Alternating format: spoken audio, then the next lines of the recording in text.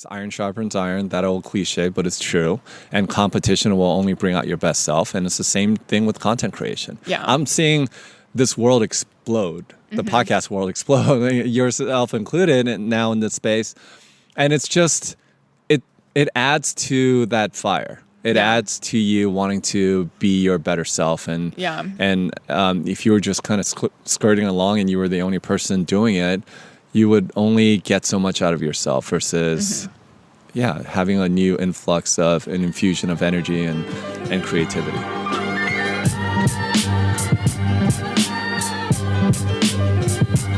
Yo!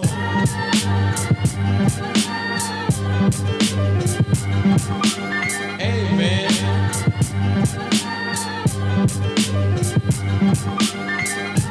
Well, welcome to the BeRad podcast. Oh, is that what this is called? This okay. is called, BeRad, I like it. BeRad, taking the cat right out of it, just so a little bit room to grow. But welcome, Billy Yang, probably the best known content creator and storyteller. I don't know about that, but I'm flattered to be here, and I'm flattered to be one of your first guests. Yeah, I'm so excited to have you. And, we've been in similar circles for a long time and have hung out once or twice. But I realized when I was doing some research for this episode, not that I did a ton, but, looking through your Instagram and your website, I realized that I know very little about you because you spend your whole life telling stories about other people.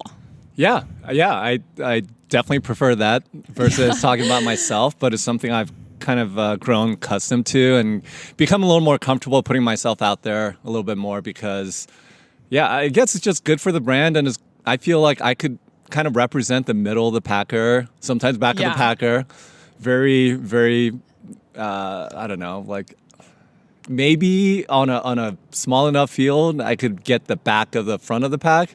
Yeah. But I'm just like the everyman, hopefully, and people can relate to that. Yeah, and it's cool. It's made you a celebrity in this sport. Truly, people come up to me. I know. Well, I totally get it. Sport. I know it's small, but in Chamonix, do you get stopped a lot? Yeah. The concentration. I still remember the first time I was here in 2015, and people started coming up to me. That's when I was like, oh my God, this is like reaching people beyond just the States. And that was really eye-opening. I mean, I'm no Zach Miller. Like, I've walked through town with Zach Miller, and every 10 yards he's getting stopped. He's like a freaking beetle here, as is Jim, obviously. Like, people like Jim and Killian, they can't walk through town. I know. They literally cannot walk through town because they would get swarmed after, a couple of steps. It just... So that level of celebrity I can't relate to, but I mean, ultimately at the end of the day, and I don't do well with compliments at all, and my girlfriend will tell you that, but I've gotten used to it. I've gotten a little more comfortable with it, and I actually just had a girl come up to me at Bid Pickup from Bahrain, head wrap and everything. She came up to me and she's like, hey, can we get a picture? I started running because of your films. Wow. Like that always blows my mind. And so I think it's just more about impact and influencing someone's life. Like, you just never know once you put your content out there who it's going to impact. And that's been the best part of all this journey. Dean Karnazes was that for me when I read Ultramarathon Man way back in the day. Not to date Dean, but it was a while ago, and not to date myself either, but it was a while ago. But things like that level of content where it just stirred something up in me. Yeah. You just never know when your work is going to do that for somebody else. So that's super, super cool. Yeah. So what came first, running or content creation? Well, I don't know. If you go way back, I was actually carrying a video camera for a good part of my childhood. Like, I was making really stupid movies in elementary school and junior high. My buddy and I, we'd make like music videos. We'd make stupid like faux horror movies. So I guess you could kind of say the video camera came first, but technically speaking, as people know me and as I've been an active participant, it's been more of the running. I started with the running in, 2006, 2007, and then the content creation came after that. Yep. And was it just documenting your own running story at first. Like you're running Yeah. a 50K in LA where you're based out of. Yeah. You just document it, put it on YouTube. The Oh my sport's God. growing. And Yeah. is that kind of how it blew up? Well, it didn't blow up with my first video, which was actually my first 50K video. And it was just like that photo slide. It was like a total hobby. Yeah. If you really dig deep in the YouTube archive somewhere, it's out there, but I don't think it's like on my channel. So, but yeah, it started as a total hobby. Yeah. And then I think at some point I realized, not really as a profession, but I just saw a dearth of like cool content, like what makes a sport cool and making it exciting. And so that was my instinct, and I just went with that, not knowing that it would resonate with people. And once people started seeing, oh, not only just like this sport that's really cool and is done in like these beautiful places, but attaching, like giving some context, telling their story and attaching the person to the race result. Yeah. So you didn't foresee yourself doing this huge growing role as a content creator. No. That's crazy. No. And it's, I don't know, like I feel like some of the best things kind of happen that way. Like even me finding the sport was a total accident. Yeah. So just, I guess I don't necessarily believe in luck, but I do believe in creating your own luck. And so that I think I was just in the right place, right time. And, the people that wanted to see inspirational stories to get them out the door, or to see a video to pump them up before their next big race, there was clearly a need for that. Yeah, clearly. And it's so interesting. I always thought and had assumed that you chased this lifestyle and this really niche profession that you have in a really niche sport. You were one of the first people doing it. And when I was thinking about it and thinking about you, I was kind of relating it to chasing being a professional ultra runner.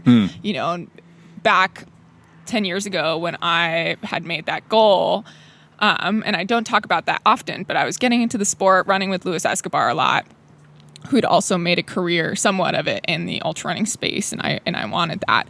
But everyone advised me against it. And I had thought that, really, this lucrative career as a professional ultra runner? There's so much opportunity and so much money, especially for women. Money's just like raining down. I bathe in it every night. Yeah. No, I think it was more akin to somebody towing the start line and realizing they had some level of potential. Yeah. Like the outcome of that. And that was that for me when my first video that I really worked hard on, it was about the Sean O'Brien race back in 2014. Was that Sally's video? It was Sally's video, but it wasn't focused on Sally. Sally was one of the players. It was also, I want to say it was Dominic Grossman, it was Chris Fargo, and it was Chris Price, maybe? Just like local people that I could get access to. And Sean O'Brien was a golden ticket race. It was a golden ticket race. So there was that too. I remember Debo was at the start line, a handful of other really talented runners. And Sally was my friend. And so I was like, it's an easy enough person to get to agree to let me film her and tell her story. So she was one of the 4 people that I focused on at Sean O'Brien.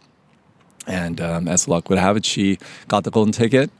And and just kept that going with her story about her first Western States. I did a story at 2014 Lake Sonoma where I got like Rob Krar and Stephanie Howe and a couple of other people to participate.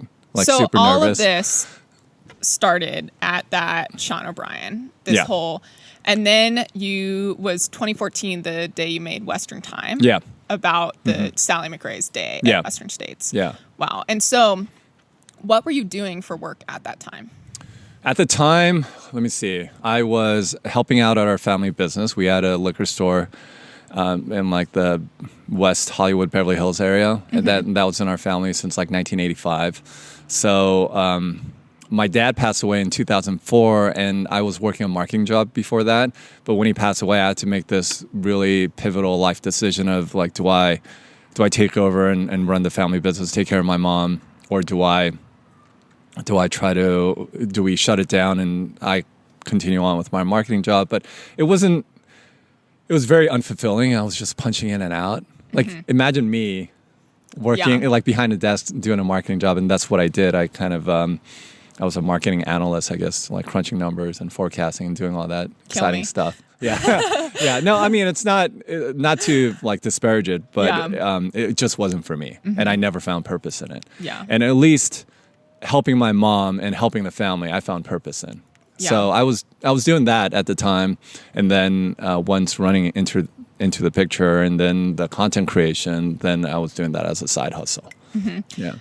And then it eventually grew into your full-time thing. Yeah. And when did you start seeing that transition? And when did you decide, okay, this is what I'm doing. I'm betting on myself, because it becomes a pivotal moment, at least in my running career. It's to your point, it is similar to deciding to take the leap of, like I said, entering into the lucrative world of professional ultra running. But with me, I was fortunate enough to have a lot of people in my corner that wanted to see me succeed. Yeah. So, for instance, I have my really good friend Colin and Brian, who run a marketing ad agency. They hired me and my friend to produce a film for them, for like a skin cancer awareness or something like that. And I remember that was our first paid gig. And within the sport, once people started seeing the content, they were reaching out to me for other opportunities. And, the more corporate stuff, non-endemic kind of work, but it was still work. And when I saw that there was potential to do this full time, that's when I kind of took the leap into the video production side of things. Mm-hmm. And was it a slow transition, or did you just say, Mom, I'm sorry, I love you, I gotta step away? It actually, let me backtrack, because I don't think I ever fully removed myself. I think I took more and more time away from it, but it wasn't until 2020 that I fully stepped away from it. And that was just because the store had to shut down through some circumstances, and then I was like full time, and it really untethered me. I mean, it was at a point where I was just like helping out once a day, but I was still like somewhat managing it behind the scenes, and it wasn't until 2020 that I fully stepped away from it and allowed me a lot more freedom to pursue this. Yeah. Yeah. Wow. That's pretty amazing. Yeah. Right place, right time, for sure. Yeah. I mean, there's a whole series of happy or unhappy accidents that led me to exactly where I am. So yeah. So transitioning from marketing job to working with a family business, which, that never ends. When you're working with family, you're always working. My mom and I hated each other for a long time. Yeah. Oh my gosh. Yeah. My dad's side of the family is all family business, and same thing, friction always. Yeah. If you don't have, I don't know. I just would not. It was oil and vinegar, me and my mom. I love her to death, and we had a great relationship before it. But once I was kind of shoehorned into this position, I realized that, like, work mom and Billy, like work Billy, just clash. Yeah. Is it personality differences that maybe make you good at what you do now that made you clash with your mom?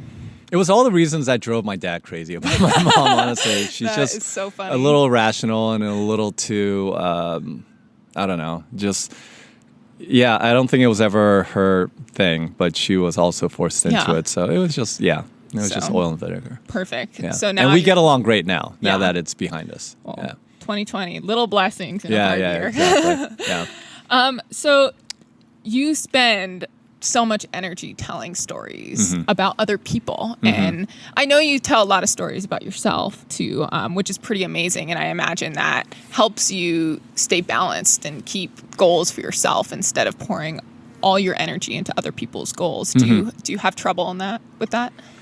About exposing myself and my story? Exposing yourself, keeping... For me personally, anytime I pour a little bit of energy into someone else's project, it accidentally turns into a lot of energy. And you get to know these athletes in a really deep and intimate and personal way. Yeah. And you carry that with you. Does that make it hard for you to focus on your own goals, whether that be professional goals or running goals, relationship goals? Yeah. For a while, I was like really into it, and it took up a lot more of the pie, if you will. And I have a hard time separating the two, like athlete Billy and my own personal goals. maybe some of the content that I want to release about myself, and then the work that I have to do, whether it's for brands, whether it's my own separate video project about someone else, film about somebody else. Yeah, I mean, it is a hard juggling act, and I will never get it perfect. I think a lot of people, if they're honest, especially content creators, have a hard time with that. And I'm doing that with a small sample size. My girlfriend and I, who's a media person, she works graphic design, she does photography, she's gotten into video production now. She can relate to it, and we commiserate with one another because, yeah, it can be an all day, all weekend, all consuming thing. Yeah. If you let it, and then things suffer. Yeah. So you have to be very deliberate about how you manage your time. And now that we have a puppy, it's like a whole different set of responsibilities. So you're almost forced into compartmentalizing and like making sure, okay, we have this window to get a run in, and we have this window to do our work. And so it's an adjustment, but I'll never get it quite perfect. But yeah, I mean, I can't really see myself having it any other way, where I have a lot more structure and I have my evenings free and my weekends free. Like, I kind of like the little bit of chaos in my life. I am the same way. Yeah. Every time I try and find routine, I'm like, man, I just need routine. I need the same thing. It lasts for about 4 days. Yeah. And then it all goes to shit because you can't force a personality, I think. And I think that's why, you thrive in what you're doing, and you just let it come to you. So you mentioned Hillary, who, you had a big hard launch of Hillary, I like to call, you and Hillary, I think on Valentine's Day, we're like, hey, by the way, ultra running world, we're two names in the ultra running world that a lot of people know of. And by the way, we're together. I kind of did the same thing with my fiance because people knew me in this past relationship. We broke up, a year and a few months before I did this hard launch of my now fiance Carson.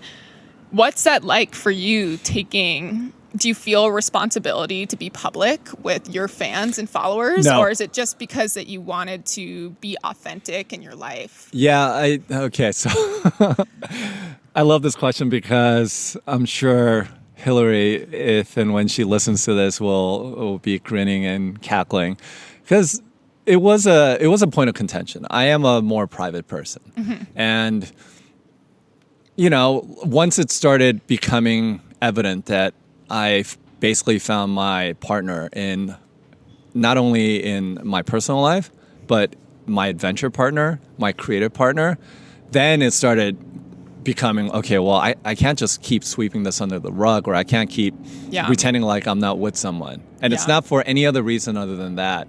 I just there are certain things that I'm definitely willing to share, and some things that I need to hold for myself.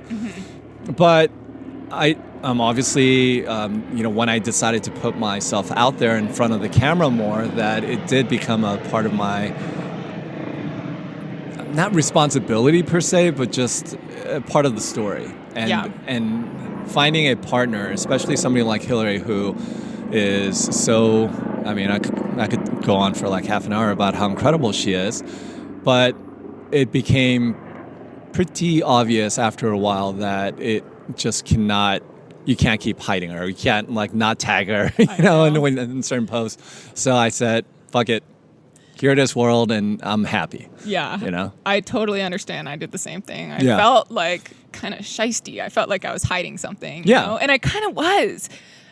Because it's no one's business, but you're right. It's hard. But you don't want to tiptoe and walk on eggshells about it either, because there are some really cool things that happen in your life that you want to share with people. Not in a bragging way, not in the way that social media sometimes used, but in a way of saying, this is my life, for better or worse, and this is part of my adventure, whether it's a race experience, whether it's travel, you name it, right? And to deliberately keep that part separated is just energy. Yeah, it's energy. It's energy. Totally. And I was sick of it. Yeah. Well, good for you. Good for you too. Thank you.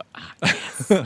I saw that, and we did it around the same time, and I was like, yes, I love those two. Because what's better than love? Come on. Seriously. You find your partner in life, and you find this person who's willing to tolerate all your quirks and idiosyncratic behaviors, and but also can really understand your lifestyle. Yeah. That's the crazy thing about Hillary and I, and maybe you can relate to this too, is just how much we get each other. Yeah. And how much we can commiserate with each other's experiences, again, from whether it's professional or athletics. And it just so happens that we run kind of the same pace, which is great. Gosh, We did the perfect. Grand Canyon together, and we were just like, it never felt like, sometimes she would pull me, sometimes I would pull her a little bit, but by and large, like we're running the same pace. So I'm like, Yeah. thank you. That's amazing. This is great. Yeah. Such Yeah. a gift. Yeah. Same with Carson and I, Yeah. although he's going to get faster than me, which will only be good for my running. I doubt that. Faster than you?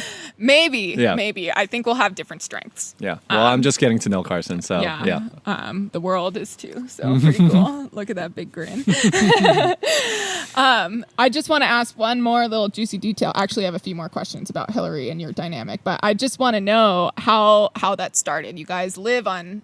She lives in Canada. A whole you live different in LA. country. Yeah. It's pretty incredible. Yeah, it's a fair question. It's a fair question. So I organized in 2019. I wanted to do something cool and do some kind of a community gathering because I thrive on community. I'm not necessarily, I'm like I categorize myself as an extroverted introvert, but I do need that component of community and like in-person human relationship. And that's why COVID was hard for me after a while. Like the introverts were like, oh, this is great. I can hang out at home and be away from people. Not for me. Like I have that in me for sure, but it usually follows me being, active and engaging with the community. And I just came back from a community run that I organized with Tim Tollison this morning. So like stuff like that, meeting people is amazing. So 2019, April of 2019, I organized a trash trail cleanup day because it was Earth Day, and it just so happened that she was in town, and our good mutual friend Sana, I was asking her about this particular trail because she was more familiar with it. So since Hillary was in town and staying with her, she just asked Hillary if she wanted to come along, and that was our first point of engagement. I thought, oh, she's cute, but she lives in Canada. Like, don't even drink from that well. So, kind of kept her at arm's length, and we flirted a little bit here and there, but nothing really came of that. And then, I think March of 2020, I was supposed to run. What is it? Not Squamish. Chunkanut 50K, Christy Mills race. And it was close enough to Vancouver, and I've always wanted to visit Vancouver. I said, Hillary, I'm running Chunkanut.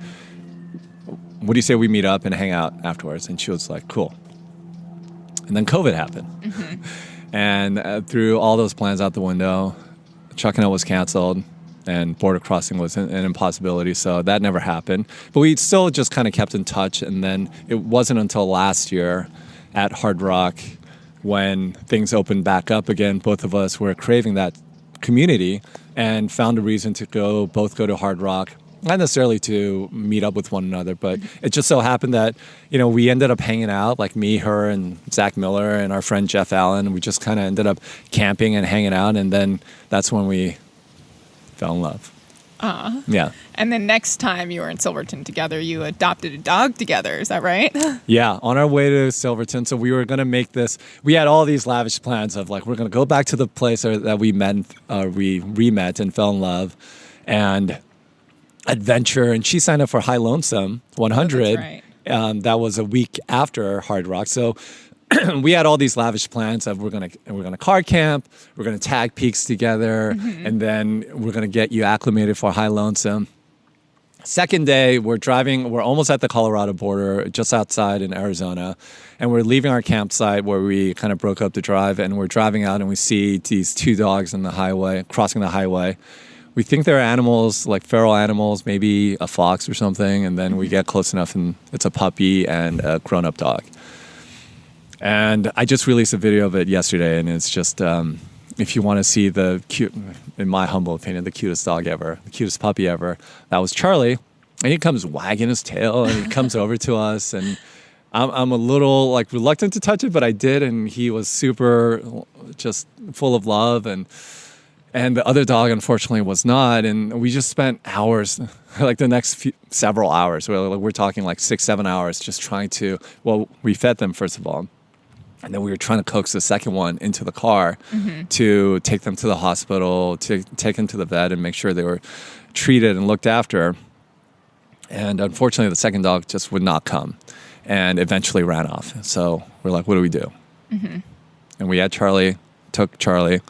And then we just fell in love with Charlie.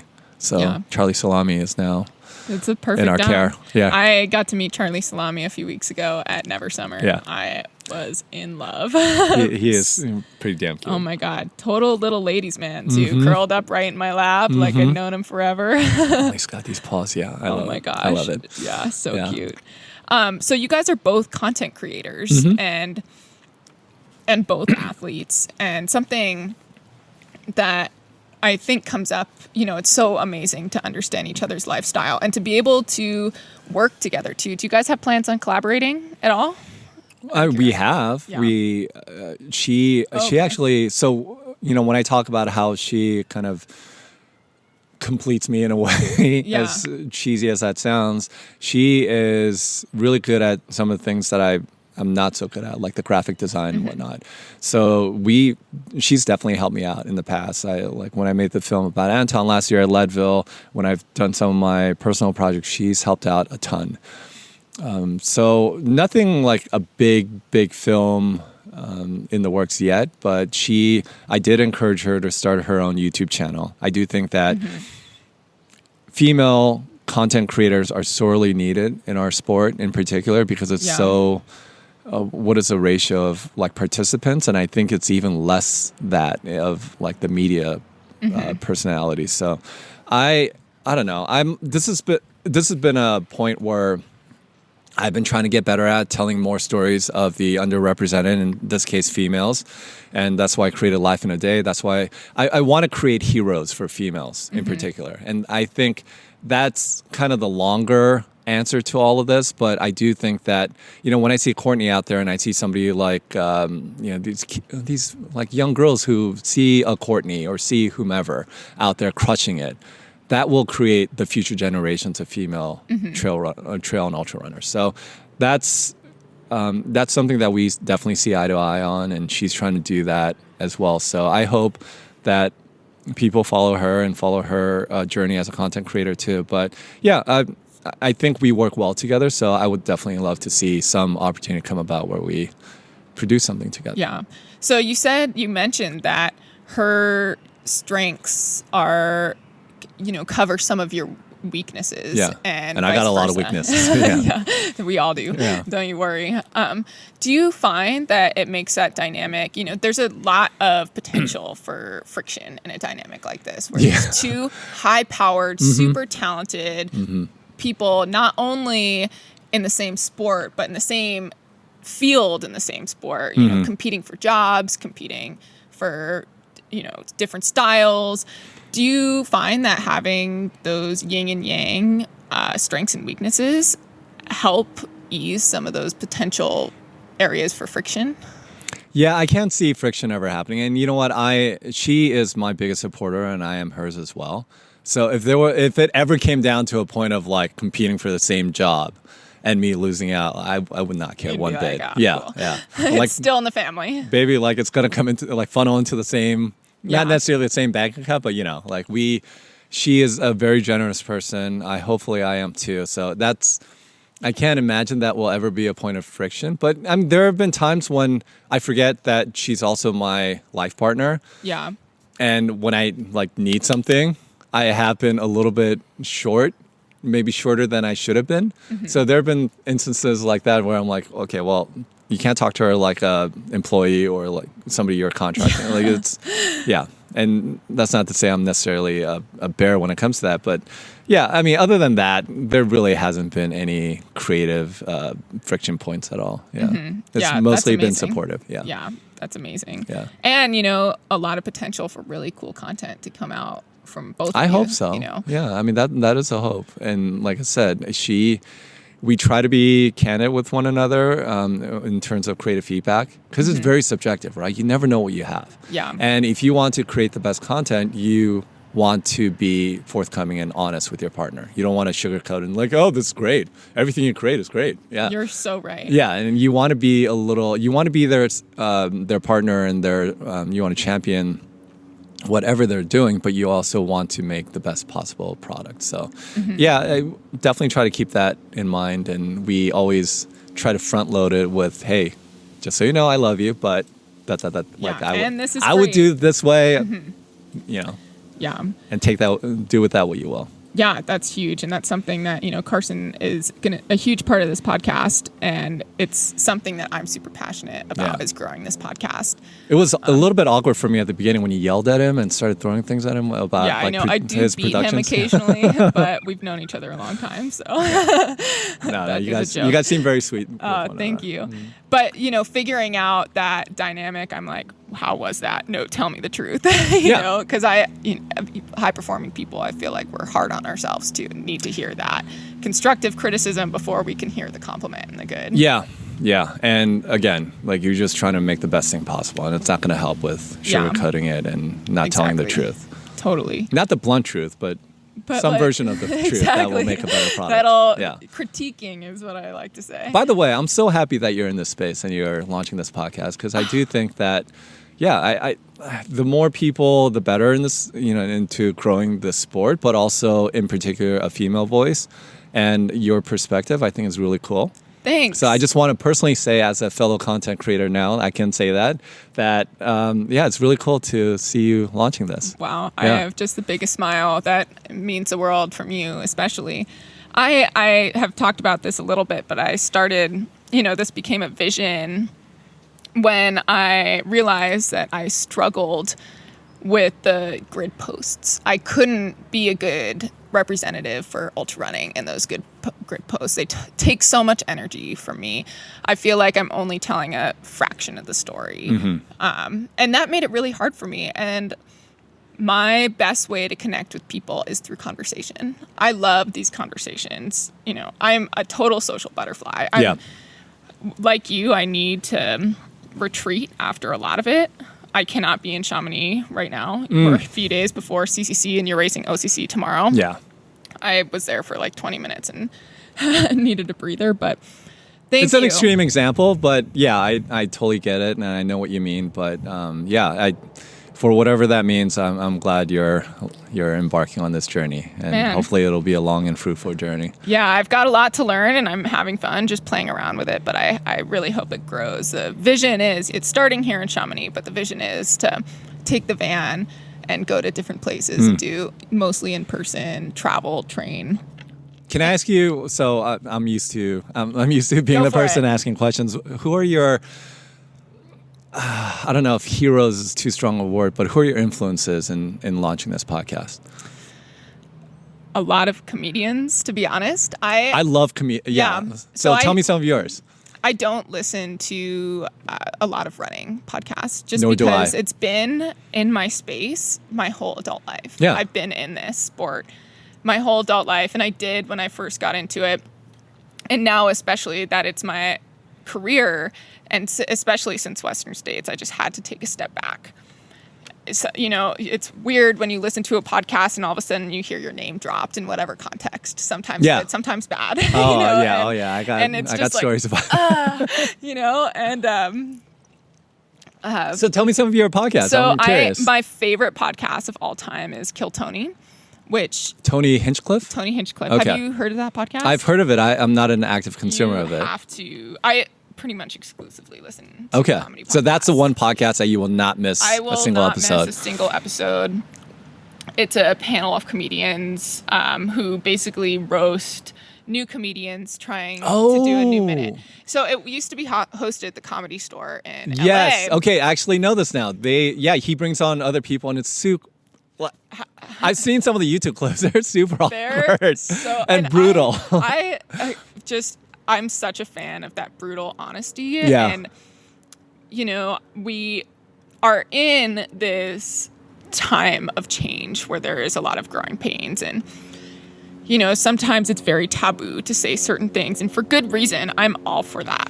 And I'm all for letting people have their voice and to speak up when something's offensive, especially as in trail running as the industry grows, because then we can make less mistakes. Yeah. But it's also pretty beautiful to have a room of people where nothing is wrong. Yeah, completely unfiltered. It's completely unfiltered. Nothing is serious. Everyone's just reaching to try and be funny. But you have that context of like they're comedians. Exactly. And this is their job. They're trying to get a rise out of you. They're trying to get a reaction. And you always toe that line. Sometimes they go over, sometimes they don't. But yeah, I mean, I think that is one of the lures for me too. It's just like that brutal, frank honesty. And within that, there are a lot of truths. And within that is the humor. Exactly.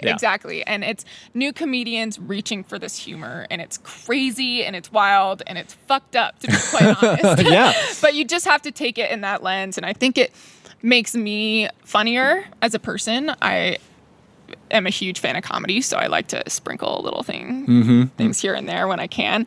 I didn't know this about you. And this is where sometimes podcasts can be like awesome because you're just all you're doing is like fully locked in on this moment and like actually engaging in a conversation, not being distracted by anything else. And and within that can be some beautiful things. And I think it's beautiful to not talk about running. So to answer your question, I hope to have a lot of runners on the podcast. That's my start, so that's where I have an in, that's where people know me, that's where I'll have an audience.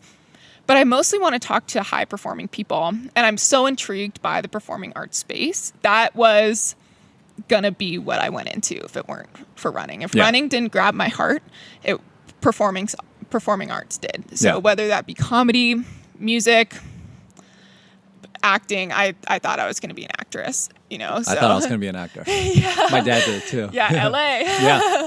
So and my mom was a professional model, and that's what brought her to Hawaii, where she met my dad. Separated now. No way. Okay. Yeah, so I did a lot of that acting stuff as a kid and loved it. And when I was at UC Santa Barbara, I was doing a cappella and all kinds of stuff. You're a banana. It's a banana slug. What are you guys? No, that's Santa Cruz. That's Santa Cruz. Gauchos. Yeah. What are you guys? Gauchos. Gauchos. Yeah. Okay. So Santa Barbara is wonderful, by the way. Oh, it's so beautiful. Yeah. It's unreal and really great trail running. I've considered. I go through phases where I'm like, I have to get out, and I look for other places to live. And Santa Barbara is always in the back of my mind. It's also, I'm a huge foodie, and like the food scene there is pretty incredible too. Oh my gosh, I'm also a huge foodie. I know. Like Anthony Bourdain's one of my heroes, just for the way he lived and sense of adventure, but also like food was a big component of it and bringing people together. Yeah. And at some point I'm going to kind of marry the two, my love of adventure, my love of running, and my love of food into one. Wow. So, question, I'm a foodie, but I am not a cook. I don't cook for myself. Same here. Okay, I mean, cool. I was just going to ask, can I appreciate good food more than anything? I make noises when it enters my mouth. I'm like, yum. Yeah. My little siblings are like, please stop. But I eat frozen meals. I also eat out of like, this is practical. I have no time. I eat In-N-Out like at least once every 2 weeks. That's great. What's your In-N-Out order? Double, chopped chili, animal style. Sometimes I get it without cheese. I'm trying to do less dairy. Yeah. And I believe it's called double meat or something like that. But yeah, that's usually my go-to. Chopped chilies is key. Have you had their chili peppers? No. I mean, maybe. So I like heat. Yeah. And okay. Me too. Those chopped chilies, they bring some heat. It definitely. That's perfect. Yeah. And then you got the special sauce to kind of even it out. Yeah. Growing up in Hawaii, both Carson and I can really take spicy food, and it's fun to go out with people in Colorado, our mainland friends, and just see them suffer a little. Are you guys also Spam adopters? Like, can you eat a Spam musubi? Musubi? Musubi. Sorry. No, how dare you? Spam musubi. I ate one after school, at least one Spam musubi every day till about 7th grade. When I realized I was in Hawaii is when I walked into McDonald's and I saw Spam on the menu. Oh, yeah. There's Spam items on the McDonald's menu. I'm like, what is this? I know, it's crazy. Awesome. And kudos to McDonald's for adopting the culture. Spam is integral in Hawaii culture. Yeah. I love it. I love it. So cool. Who are some of your influences in this space, whether it be podcasting. I do want to hear your podcasting one. And what do you listen to for podcasts? Oh, God. So in the podcasting space in particular, I looked at the usual like Rich Rolls, and when I was really debating whether or not I wanted to put myself out there, I think my first episode was 2017. One of the tricks that I learned was something that helped with my self-confidence was listening to their early episodes. So I went back and listened to Joe Rogan's first couple of episodes. Rich Roll's first couple of episodes. Rich Roll, and he's a buddy of mine, so I don't think he'll mind me like giving him a hard time. But he freaking recorded in a giant garage, coincidentally in Hawaii. Oh. But a garage, like a giant garage in Hawaii, which is like the worst place you could possibly record something that's audio only. Yeah. And it was bouncy, it was echoey. But I'm like, yeah, I mean, these are the growing pains that you learn. And you'll probably have your fair share too, whether it's not setting up redundancies for your recordings and having a recording get lost or having it get corrupted. I don't know if you have a backup for this, but you may want to think about that. Yeah, that's smart. Just one of those things that you learn through, like, oh, holy crap, I can't believe I didn't hit record the whole time, or something like that, you know? Mm-hmm. We thought we lost. We recorded with Des Linden yesterday. 2018 Boston Marathon champion. And I don't think she needs context for who she is. It's freaking Des Linden, 50K world record holder. Yeah. List goes on and on. I'm giving context just in the hope that this reaches more than just runners, because I'm trying to get comedians on my podcast. Oh, yeah. Yeah, or just high-performing people. I would love to get everyone in any space. But anyway, we thought we lost the recording when she left, and Carson, we're like talking story at the end and finishing our beer.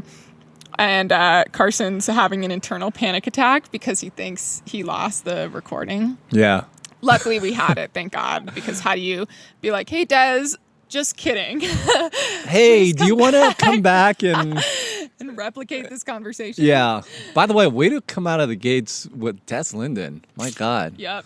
No big deal. So she sat right here? No, we were actually at our Airbnb before. Yeah. So you're the first one in this space. Okay. So cool. Congrats. I'm digging this. Yeah. I recorded once outside, and I'm like, why don't I do this more often? It's so amazing. The vibe is great. Yeah. We were considering recording inside, but it's just such a beautiful day. We can't see Mont Blanc, but it's right there. Oh, you can see the other side, and it's plenty nice too. The La Flégère side. Yeah, Brabant tour. Yeah, La Flégère. Yeah. Last aid station for CCC. It's right over there. Yeah. So I want to rein it back in to running a little bit, because it is important, and we are here in Chamonix. And you have been in this space for so long and seen so much. How have you seen the sport grow? Well, certainly a lot more media. Before it was like me and JB Benna and maybe one other European guy. Yeah. And then year after year, especially an event like Western States and Hard Rock and certainly here, you get a lot more media. But I also think we're getting a lot more like younger speedsters. Occasionally we'd have like Jim Walmsley or whomever dip their toes in the sport. But it seemed like a lot of them, it was maybe one out of, I don't know, a handful of people that it really took for them. And the people that do decide to commit to the sport, I feel like they're in it for all the right reasons. It's the community. Yeah. It's whether they came from a road background, triathlon background, they get it. But we're getting a lot more of that. I do think that people are finding creative ways to make a living, whether it's through social media, brand support, obviously, Patreon or whatever. Like I do think people are seeing more of an opportunity to make a living doing this. So we're getting a lot more of younger athletes in the sport, not just the same tried and true. Back in the day, it was always the same people towing the start line at these races. So that's been nice to see. And certainly money, for better or for worse. You can make an argument for both, but I think an event like the UTMB, you will see that like you can't have this incredible live broadcast without money.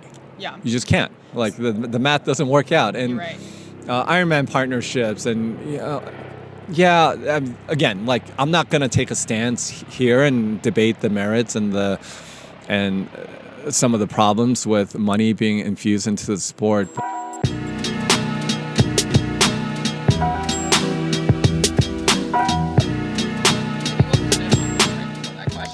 And we're back on. Let's make sure this one is still going. Yeah, it's still going. Cool. And we're back after some real life As growing coincidence pains. would have it. Yeah. Billy, did you manifest that? You know what? I just willed it. I'm like, please, like lose power, Zoom recorder. Yeah, it was a question. It must have been a juicy question. Neither of us can remember because we immediately started talking about comedy. I went on this 28-minute diatribe of all kinds of things that could get me canceled, and sorry, wasn't recorded. You'll never. It's okay. Yeah, This you'll is never a space. hear it. This is like a comedy space if the mics are off. Cool. Well, thank you for bearing with us. I think we were back talking about running. You know what? We were talking about money coming into the sport. That's right. And so I think all this to say is, the sport has definitely changed in the few short years that I've been involved with it, but it's just adapt or die, like get used to it, or you can push back against it, but I'd rather use my energy towards embracing the changes and just going with it. Yeah, totally. And I think you're right. It is all good things, and it's growing the sport, and it's hard. I find myself sometimes mourning the good old days, when I got into it. I was like me and like 8 dudes that were 30 years older than me. When did you get into the sport again? I ran my first ultra in 2014. So that by today's standards is a long time. Yeah, exactly. And it's just progressed so quickly since then. Well, I really ran my first ultra in 2013, where I read a blog about this 80-mile run. You remember blogs, people? Yeah, yeah, exactly. Yeah. And I Googled trail running. I was working 2 jobs in Rhode Island, where my mom is from, and just was bored out of my mind. And what was that first race? This was it was the North to South Trail in Rhode Island. And I went out not knowing anything, deciding to run 80 miles. Asked my godmother to crew me once she realized what she was doing. Oh, so this wasn't even a sanctioned event. This wasn't your first ultra this was experience. 2013, yeah. So I got 40 miles through. Then my godmother was like, dude, I didn't realize this was going to be all day. And I didn't have a pack. I had like a water bottle. And then I ran one of Luis Escobar's races shortly after meeting him in early 2014. And then I only was running with Luis and that crew. And it was, a crew of people who'd been doing it for a long time, who were already mourning the good old days. Did my first Grand Canyon river crossing, which is where not river crossing, double crossing, which is where you had the FKT, right? Yeah, I had the FKT, and Lewis told me about what an FKT was on that run, and I was like, oh, I'm gonna get that, and made it like my career goal, which it still holds a very special place in my heart, and the canyon is amazing. Yeah, and I'd like to go back and get it. You haven't lived until you stood on top of that south rim, looking down at the impossibly vast. You can't even see the north rim. You can't even see the north rim. And you shouldn't even try. You shouldn't even try to, if anyone's doing it, don't try and find where you're going. Yeah. It's only going to stress you out when you're hurting. But I do feel like it's a rite of passage in a way. Yeah, but the money in the sport is good, I think. You're going to see more. You can't talk about women growing in the sport and the women's field growing without talking about money, it's the only way for equal opportunity is to put money into the sport. So not to deflect and point the attention back towards you, but I remember there was a time at Canyon's 100K when you you protested what happened and you not being announced or not being announced by the main person that was announcing you. Do you feel that was handled in a good way? Do you have any regrets about that whole blowback? It's so interesting. I don't think so. I think that the way it was handled after by this person only proved my point. Mm-hmm. I basically said, hey, first of all, you didn't do a preview of the women's field the way that you did of the men's. Mm-hmm. And then one of the biggest people in media at the time didn't stay for the women's finish. Yeah. Which is a big deal, and then glazed over it in his post, like didn't even mention it in his post, whatever. Things are recap. changing though, right? It is 100% changing. UTMB, where we're at now, they only acknowledge the top 5 women versus the top 10 men for the longest time. And, I do think it's important. That's when, you can't just like sit on the sidelines and not say anything. I do think when things are wrong, you should definitely use your platform and your voice to speak out against it. And so that's when positive change does. Totally. Yeah. And at this time, I was a broke teacher, pouring all of my resources into the upcoming Western States. Yeah. And at the time, I was a Salami ambassador, and I was trying to make a case for them to pay this $450 race entry fee for Western States that I couldn't afford. And the race director was working with me to, I was like, I am in the race. Please, my credit card kept getting declined. I was like, please, please, please hold it. I want the spot. I want the spot. But you cannot charge me I know it's getting declined. And luckily, they worked with me, thank God. And I was trying to make a case for myself to get Salami to cover that. Yeah. And then I won Canyons, which was a big race, broke Magda's course record at the time. I was like top 5 overall. I think I was 4th, so just barely missed out on the men's podium in a pretty competitive men's field that year. And then I needed things to show to these brands. Like, you were clawing, you were fighting to... Exactly. So, the consequence of being glazed over by someone who's very important in the sport, and by, covering the race but not covering the women's side of the race, those consequences are real. And then the way this person reacted, he reacted like a child throwing a tantrum. Which is really disappointing. And I think it only proved my point more. At the time, I was very scared, to be honest, because I had this guy now bad-mouthing me, But I think it's really important to note that people still come up to me about that article and say that they felt heard. Now, 5+ years later. Yeah. And I also think it's important to note that, I got a lot of negative pushback from that, but it was 100% from men. 100%. So, that also speaks volumes. And so I did have regrets immediately after, just because I'm private. I was already going through a lot of hard times, and, that was the start of several years of very difficult times following Western States. And I wasn't so sure in myself. But as I've grown in the sport and matured as an athlete and person, I've been like, fuck that. That guy threw a tantrum publicly, threw it for Well, it's so...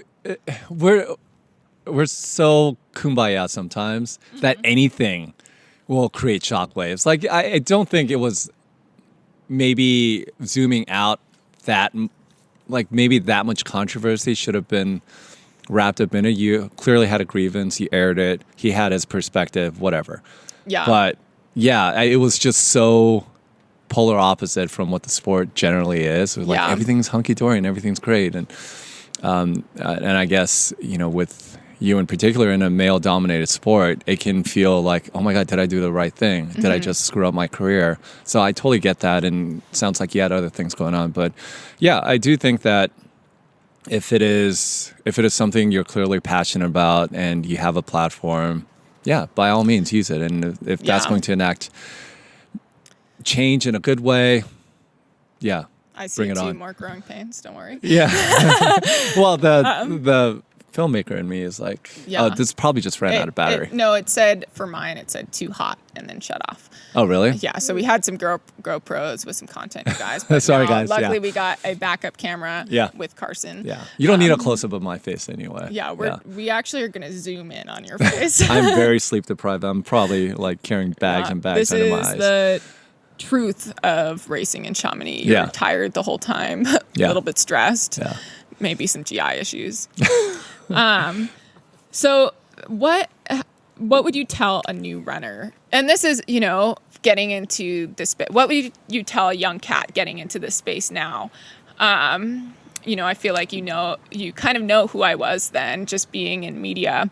Are you talking about I'm going to talk about two things. I'm going to ask two questions.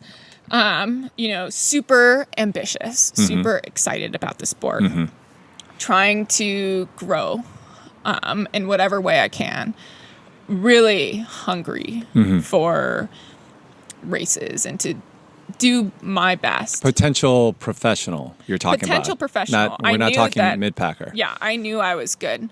What would you tell her, specifically female, and someone who is being, that has a grievance in this community? Yeah. How would you tell her to handle it? Well, are you talking specifically about like a controversial issue like that, or are you just saying somebody who's entering into the space? Entering into the space, like me, sees a something discrepancy, and something maybe with fresh eyes. Yeah. That you and I might not have. Yeah, I mean, honestly, I would probably. My instinct is always to say to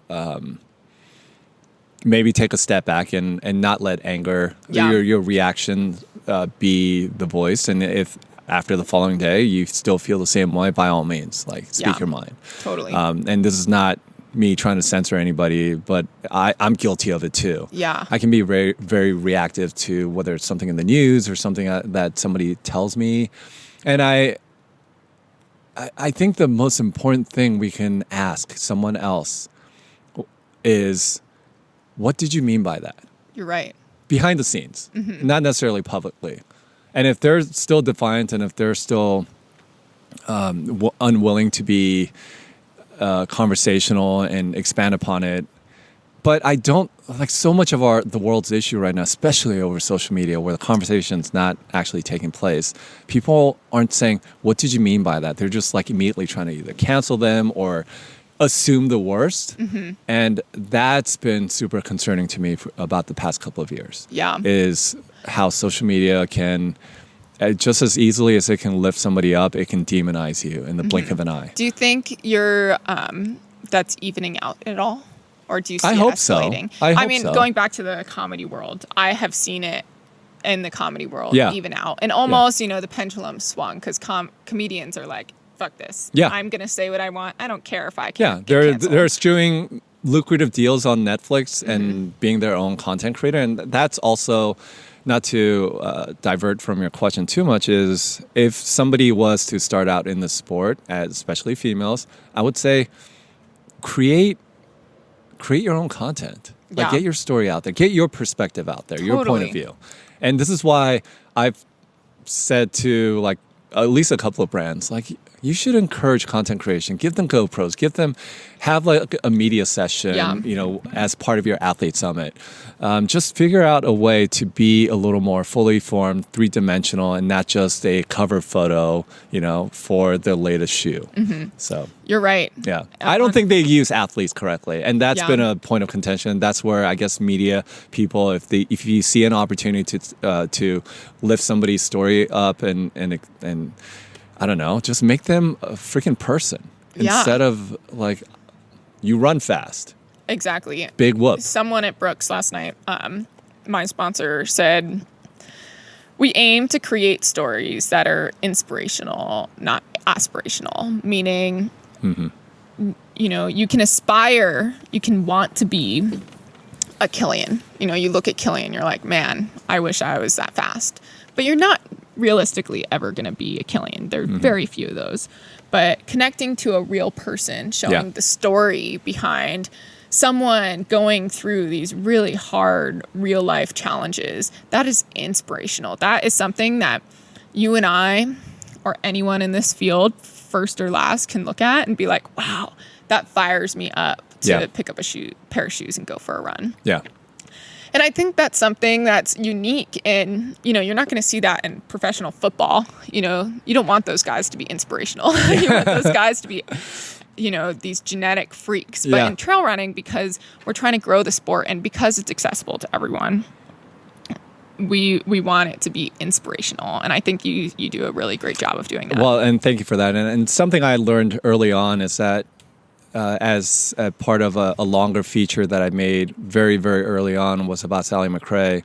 I think she'll be the first to tell you she's not the fastest. She's not breaking course records or setting Grand Canyon FKTs, but she's so relatable in a myriad of ways. One of which is she just grinds. She works hard for everything, to juggling her job as a mom, as a wife, as an athlete, and some of her backstory about losing her mom and all of these things. You never know, to my earlier point about who you're going to touch and affect out there because you become a relatable figure. And Sally is a mom. Yeah. I look at that and her schedule as a woman who wants kids one day. And I'm like, man, that's she's the literally type of mom that I want to be. Yeah, she's literally like one of the hardest working people. That's not just all just for the gram. Yeah. It's hard for me to get a foot in the door sometimes. Like, hey, Sally, let's hang out or let's go for a run. And it's like,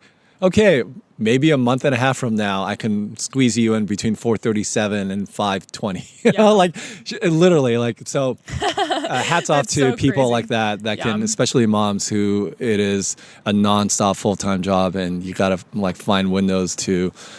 For yourself to be an athlete and to run out some of your frustrations because, man, I have a dog and I have a puppy and I'm complaining. I know. I complain with my dog too. It's like, man, it's so hard to find time for everything when I have to walk my dog 3 times a day.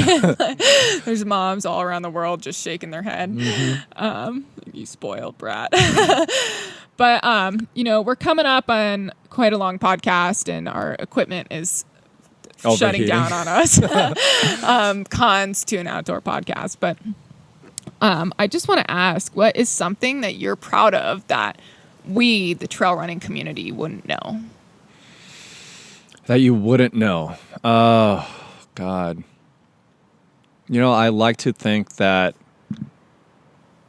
I'm a good person, that I care about future generations, and whether it's somebody sending me a private message about, hey, I'm a upstart filmmaker, do you have any advice for me? And it's not to say that I want a flood of emails coming in, but I will try to do my part to help out. And I will try to lend advice, and I will do my part to, as bandwidth allows, to usher in the new generation. So I try to do that, and because I think mentorship is just huge in general. Yeah. I'm a mentor. I became a big brother to an inner city kid a long time ago. When he was 6 years old, he's 21 now. It's something that I was passionate about for the longest time. So I think mentorship is super huge, and you just feel better. Yeah. If you want to be selfish about it, you feel better helping other people. Yeah. And I think the world needs more of that. And just like the people who didn't have any stake in helping me out early on in my filmmaking career by giving me jobs or finding opportunity for me, I wouldn't be doing what I'm doing without those people. Mm-hmm. So you have to, I would encourage anybody out there, if you have a skill set, whether it's as an athlete, content creator, marketing job, whatever. Comedian. Yeah, comedian. To do your best to help out other people and to lend your expertise and just be there for them if that's all you have to give. Yeah. And how exhausting is it to hold on to that protectiveness of your success? It would be so easy for you to be like, oh, I'm Billy Yang. I was the first content creator in this space and I'm the best. But that's pretty incredible that, not only do you see the value in mentorship, especially in your field, but you recognize that it makes you feel better. How exhausting to hold on to all of that. And, well, and it's the same with athletics, right? I don't think you would get the best out of yourself if you were towing the line with a bunch of schlubs, you know? Like You're right. you want the Courtney DeWalters, you want the Sabrinas or Corinne Malcolms or whomever on the line with you, because iron sharpens iron, that old cliche, but it's true. And competition will only bring out your best self. And it's the same thing with content creation. Yeah. I'm seeing this world explode, the podcast world explode, yourself included, and now in this space. And it's just, it adds to that fire. It adds to you wanting to be your better self. And if you were just kind of skirting along and you were the only person doing it, you would only get so much out of yourself versus, having a new influx of an infusion of energy and creativity. Yeah. And it's so much more fun to race, for me personally, without that weight of worrying about who else is on the start line and just worrying about what I can do on that day. And that's something that a lesson that I've learned over and over again, and will probably continue to learn as long as I'm in professional ultra running. Yeah, the whole comparison is, you're definitely looking for competition to bring the best out of yourself, but it should also be internally driven, to your point. So, absolutely. You should look towards that first and foremost. Like, what is your why? What is driving you? And I think that should precede anything else. Mm-hmm. And doing it for yourself, not doing it for brands. Yeah. Not doing it to prove anything except for to yourself. Well, I saw that front and center when you ran Lewis's race at 9 Trails. Oh, yeah. Yeah, I think you kind of hobbled in or walked it in or something. Yeah, well, I was chasing third place and saw her in my vision. Like, she was right in front of me with 6 miles to go, and then I tumbled, broke 2 ribs.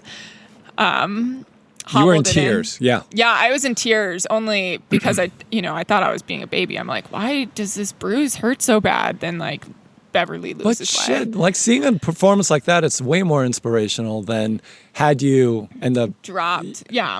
I loved that race, and it was really important for me to finish. And I was 6 miles away. I was like, I was not about to drop.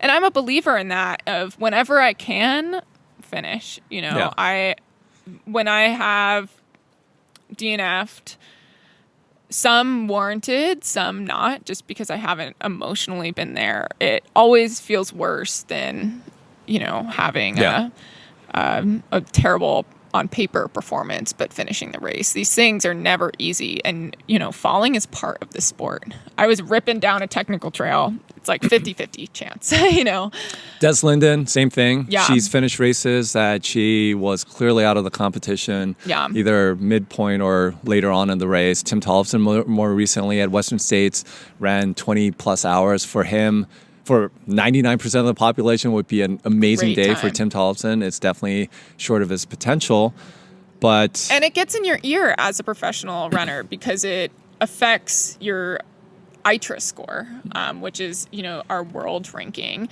And it matters sometimes to get into racing, to races. Like, your ITRA score matters here to get in. But ultimately, if you look at that every time, you're going to give yourself an out for when it gets hard. Yeah. And that is something that I never want to do. I always want to prove to myself that I can do hard things. Yeah. And, last year I had a really hard day at CCC. And I almost DNF'd at Chamonix, and luckily was talked out of it by my crew, and ended up having a really strong back half of the race, and which I'm super proud of. Result doesn't seem like anything. I finished in 16 hours. But you have that in your back pocket now. I have it in my back pocket. It's also important to work that muscle between the years too. That mental. I can spend 2 hours in Chamonix and think I'm going to die, and still finish really strong. Yeah. But I thought about Tim on that day, who's done that repeatedly, just sucked it up and finished those hard days. Well, that's a great note to finish on. Do you have any last words, Billy? No, other than, again, just, thank you for being a female voice in the sport. You have been for a while, and now you will be more of a professional female voice. Yes. But I do think to echo what I was saying earlier about, what's important and how do we help out future generations. It's through, it's in the doing. It's being a face, a voice in the sport for somebody else to aspire to be. And so, yeah, I'm just happy that you're doing this. And, Thanks, Billy. I'm super honored to be one of your earlier guests. Yeah, I can't wait to put this out there. I think this has been a really fun conversation. And thank you so much. You've always just been so great to me. So I appreciate that. Likewise. Thank you. Cool. Well, see you later, folks. Bye-bye. You got to work on your sign off. Yeah. You know what? Something I learned. Okay, see you later. And then you can add that on. You look around.